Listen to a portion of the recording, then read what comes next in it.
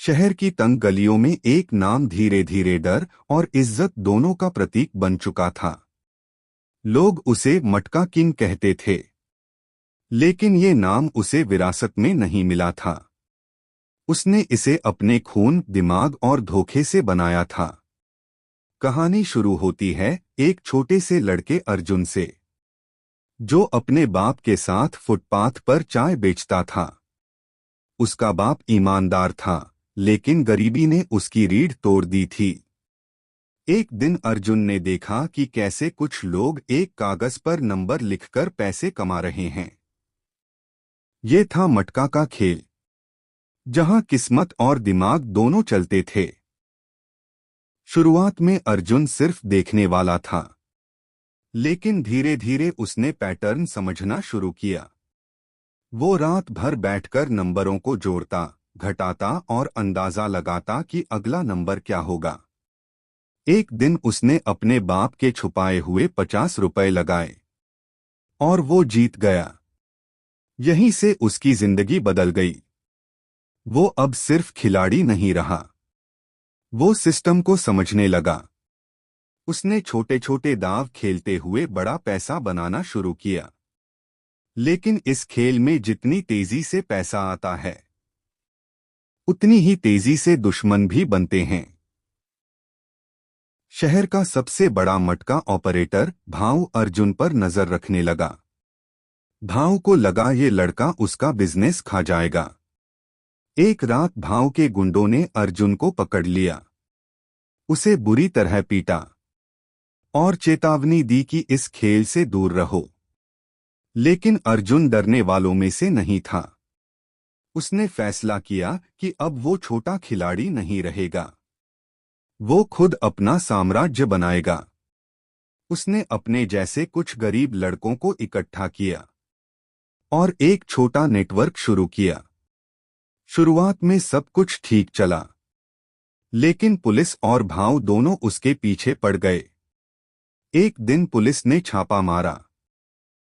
उसके सारे पैसे जब्त हो गए। उसके दोस्त पकड़ लिए गए।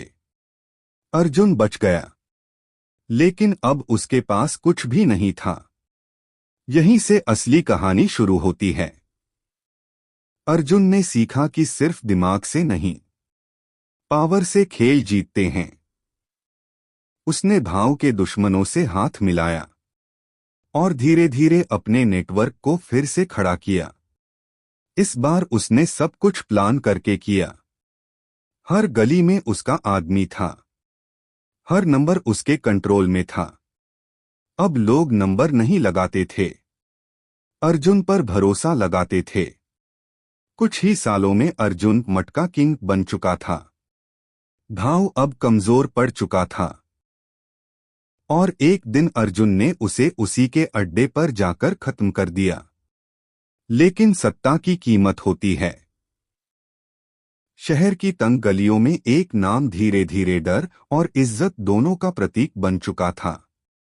लोग उसे मटका किंग कहते थे, लेकिन ये नाम उसे विरासत में नहीं मिला था।